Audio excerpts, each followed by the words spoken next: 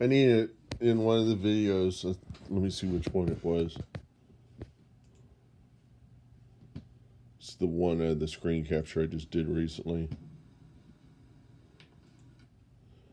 This is so crazy. I hate YouTube abs, but what you can you do? That video. I'm sorry to the homeless population. I said something I really shouldn't have said there, and that was that the homeless people would come out of the woodwork to kill people just to get it into the prison systems because at least gets them off the street where all the they hate the shelters, and I'll tell you why the shelters are super evil. There are people who work in the shelters that don't want to be there. I don't know for what reason. Maybe they're being rehabilitated from the prison system. Um, the homeless people seem to be saying that there is, at least in New York, that there is some cruel people up there. It wasn't Mark Horvath that got this information, I don't think. Um, but I saw a video. I think it was either RT or Real Stories. It wasn't Real Stories. I think it was RT. It was somebody. It was somebody out there, some news organization, and they did some interviews of some homeless people up there, and the homeless people were basically saying that the shelters were really treating them badly and giving them some moldy food and all sorts of stuff.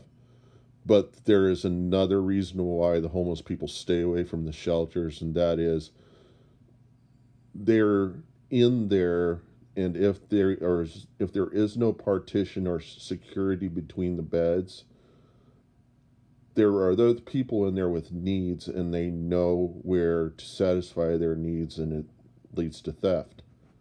The homeless people will lose what they need in order to keep their sanity, like their cell phone and things they rely upon in order to help them escape the the the terrible existence of being homeless, because it is. Some people are driven to homelessness because their family, where they were living, their father was abusive. This happened with a homeless person who was in England, and he bemoaned the fact that people would give him food and he didn't want food, and he cried at this. This is Mark Horvath. He interviewed this guy. It's this redhead guy in England, and he needed Mark to spread this message because nobody was taking it from him. That he wanted a toothbrush. He wanted to find some place to clean up, to gain back the dignity that he lost when he became homeless. And the homelessness was a choice because his family, where his home was, he had very abusive father, and he became homeless to escape that.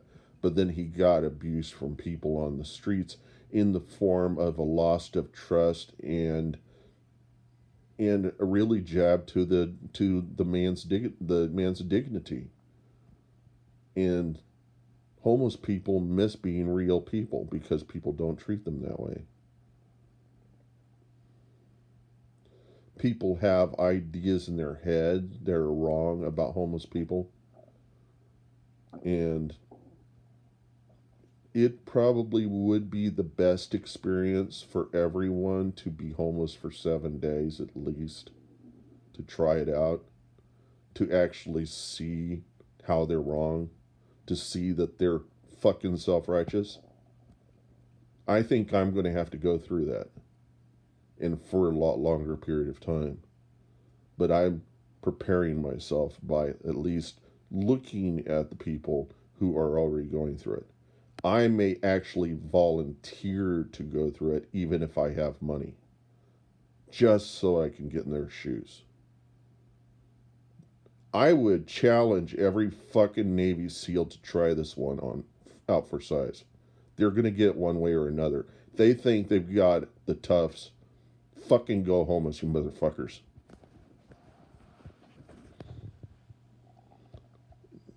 Actually, Um, Skunk Baxter said the Navy SEALs, the Marines, actually take enough shit already. They usually don't have the resources to do what they need to do. I'm just really saying that they're those people that have that alpha male they look toward, the Navy SEALs and all that stuff, and you don't know the grass isn't as green as you think over there. They signed up for it. Some of them really didn't know what they were getting themselves into. It's always the case.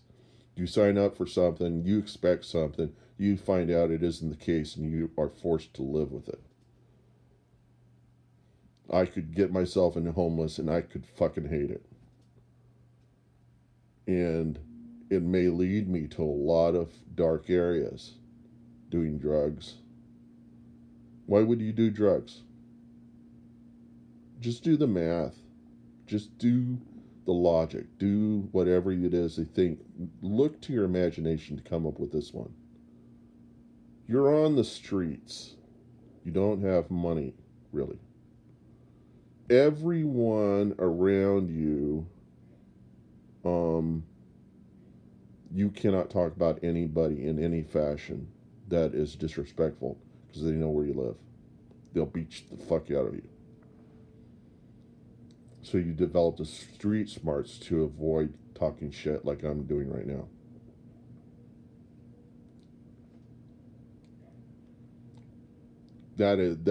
I am a walking crime with this stupid YouTube. I'm gonna pay for this motherfucker.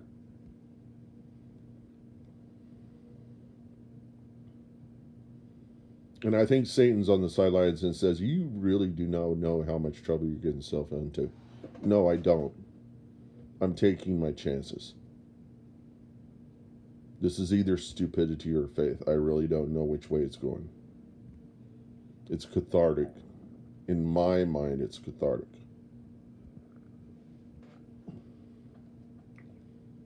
But what I'm drawing from is at least 30 to 50 videos Mark Horvath interviewing people. Some of the best interviews.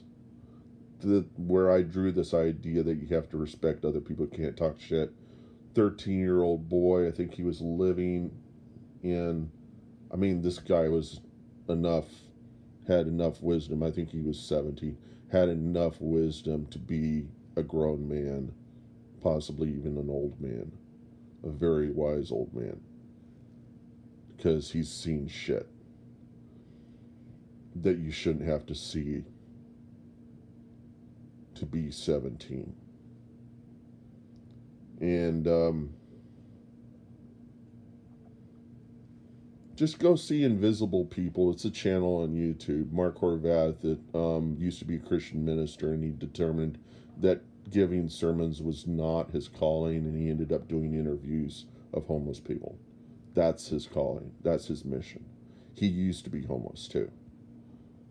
He can tell you that whole affair. He can tell you about how he was in his parents' basement doing drugs and wanting to be a rock and roll musician. Ended up in down by that Chinese theater or whatever it is in Los Angeles with his pet iguana, letting people take pictures, selling pictures for money, doing whatever he could to survive. And he knows it so well that he can reciprocate. We cannot do that. You cannot approach homeless people without really having gone through it. And so the only thing that I'm drawing from, I have not experienced it. I can only see that it would be the Jesus thing, that really great sacrifice of really giving up your life to experience somebody else's life, which I think is what losing your life is about, is kind of losing what you wanted to do in life in order to satisfy somebody else's needs. Because if you find your life, my mom wanted to be a botanist. She didn't want to be a housewife. you can go where you think that leads. Okay, there is no reason for me to even be here. She gave up that dream to be my mom. Okay, I'm not even going to go there. It is something that should be private.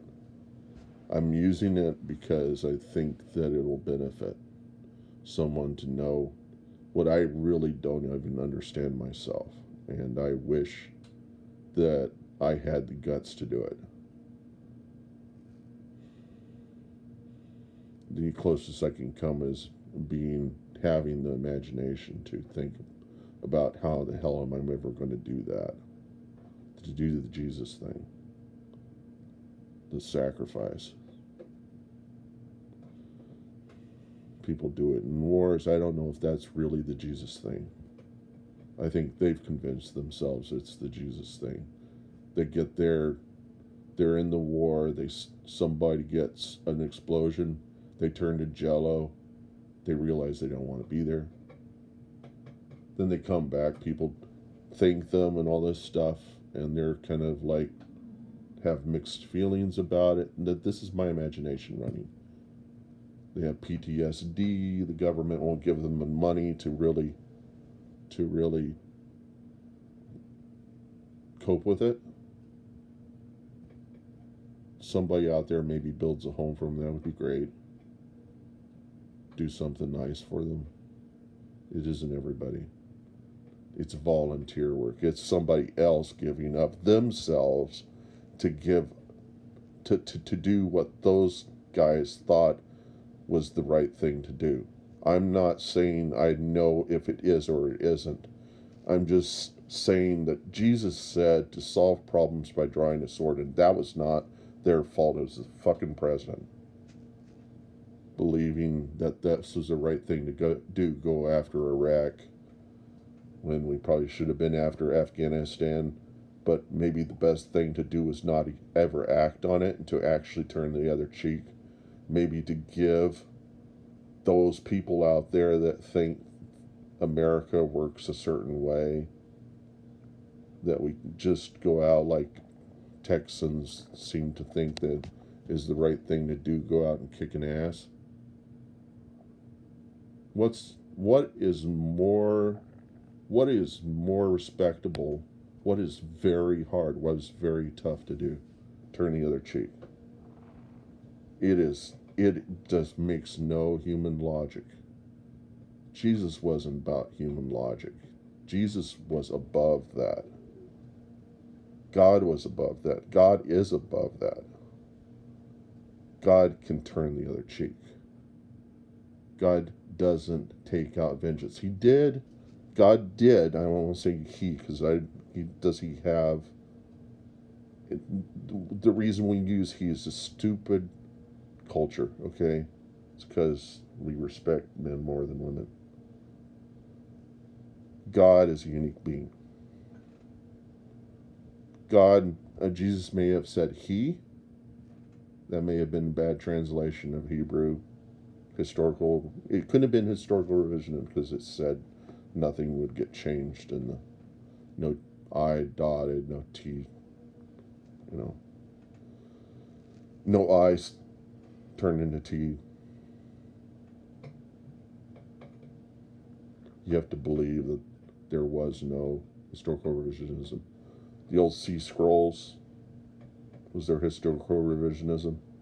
The reason we found those things and then compared them to what we had in the canon, and they matched, proof that a lot had not changed of the Old Testament. I think that was the stuff. The New Testament requires a lot more belief, because I don't think the Dead Sea Scrolls had the New Testament. I may be wrong about that. Anyhow, I have to stop this video and start it again, because this iPad just doesn't have enough memory.